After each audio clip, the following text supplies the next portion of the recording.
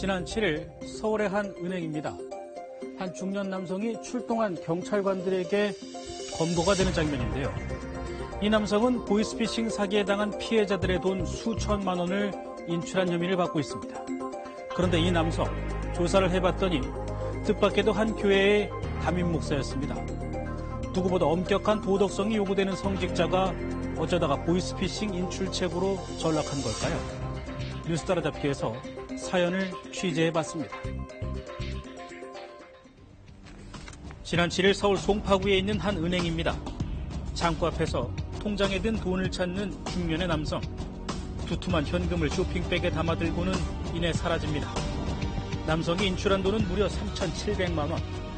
이 돈이 어디에 쓸 건지 물어봤습니다. 가게하고 집 구입하는데 그 돈이 필요하다라고 하면서 그 돈을 청구직원한테 받은 겁니다.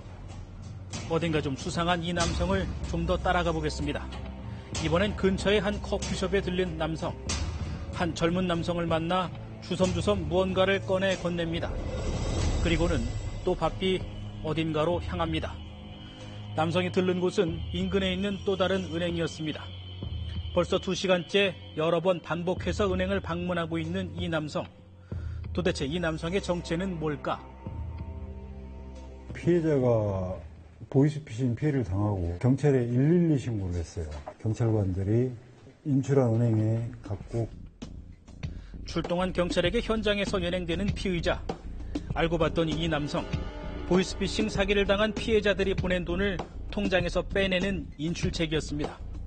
범행 도중 피해자의 신고를 받은 경찰에게 2시간여 만에 덜미를 잡히게 된 겁니다. 경찰에서 용의자를 쫓고 있었는데 저희 은행에서 즉시에 경찰에 신고하여 용의자를 현장에서 잡을 수 있었습니다. 경찰이 검거한 피의자는 50대 남성 정모 씨였습니다. 정 씨는 이날 하루에만 무려 8,700여만 원의 돈을 찾아 보이스피싱 조직에게 건네준 것으로 드러났습니다. 그런데 조사 도중 좀 의외의 사실이 드러납니다. 지방에서 담임 목사로 목회 활동을 하는 목사입니다. 피의자인 정 씨는 뜻밖에도 현직 목사였습니다. 한 지방 중소교회의 담임 목사인 정 씨. 성직자가 어쩌다가 보이스피싱 인출책이 된 걸까? 경찰 조사를 받게 된 정 씨는 그동안 심한 생활고에 시달려왔다고 진술했습니다. 급여를 180만 원씩 받습니다. 180만 원. 예, 그래가지고 5명이 생활하기에는 또 어렵지 않나 그런 생각이 들더라고요. 대학교 등록금이나 뭐 그런 것 때문에 좀 어려워했다라고 얘기를 하더라고요. 5 식구의 생계를 책임진 가장이었던 정 씨. 교회에서 받는 급여로는 세 자녀의 대학 등록금과 생활비를 감당하기 어려웠다고 했습니다. 아이들 셋을 키우면서 2천만 원 빚을 지게 됐고 그 빚을 갚기 위해서 보이스피싱 범죄를 저지른 것입니다. 그러던 정 씨가 범죄의 유혹에 빠지게 된 건 지난 2일 한 통의 광고 문자를 받으면서부터였습니다. 문자가 왔습니다. 대출해준다는 문자를 받고 공실공전화로 통화를 해서요. 1금융권에서 목사라는 신분이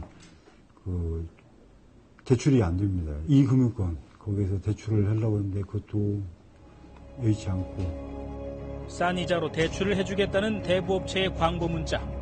그런데 실제 문자를 보낸 건 대부업체가 아닌 보이스피싱 조직이었습니다. 생활고에 빠진 정 목사에게 이들의 유혹은 달콤했습니다. 자기 통장에 돈이 입금이 되면 인출 금액의 1%를 주겠다 제의를 하니까 대출 금액보다 그게 돈이 더 되니까 거기에 이제 현혹돼가지고 넘어가게 된 거죠. 고민 끝에 정 씨는 자신의 은행 계좌를 보이스피싱 조직에게 넘겼고 며칠 뒤 이들이 있는 서울로 와 수천만 원의 돈을 인출해 전달하게 됩니다. 하지만 경찰의 추적에 곧바로 덜미를 잡히게 된 정 씨는 결국 금융범죄에 연루된 피의자가 되어 무거운 죗값을 치르게 됐습니다. 사기죄에 해당되기 때문에 10년 이하, 3천만 원 이하에 준한 처벌을 받게 됩니다. 문제는 보이스피싱 조직이 취업난과 생활고로 어려움을 겪는 사람들을 노리고 있다는 겁니다. 닷새 전 인천에서도 보이스피싱 범행에 가담한 현금 인출책 22명이 붙잡혔는데요. 대부분이 취업난을 겪고 있던 20대 청년 구직자들이었습니다. 전과가 전혀 없고 취직 못하고 그래서 좀 경제가 어려워가지고 이런 꼬임에 빠져가지고 구속된 사례가 있었습니다. 이들이 인출한 돈이 확인된 것만 6억 4천만 원. 고스란히 보이스피싱 범죄 조직으로 흘러들어갔습니다. 취업난, 경제난을 겪는 일부 사람들이 보이스피싱 범죄의 늪으로 빠져들면서 피해를 더 키우고 있는 상황인 겁니다.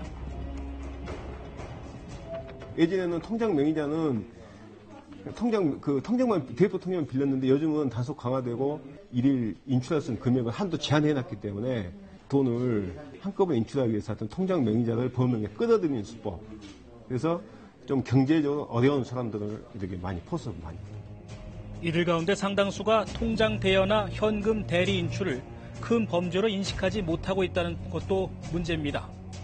통장 만들어준 과실이 인정돼서 사기당한 금액의 50%까지 갚아라고 배상 판결까지 내려버립니다.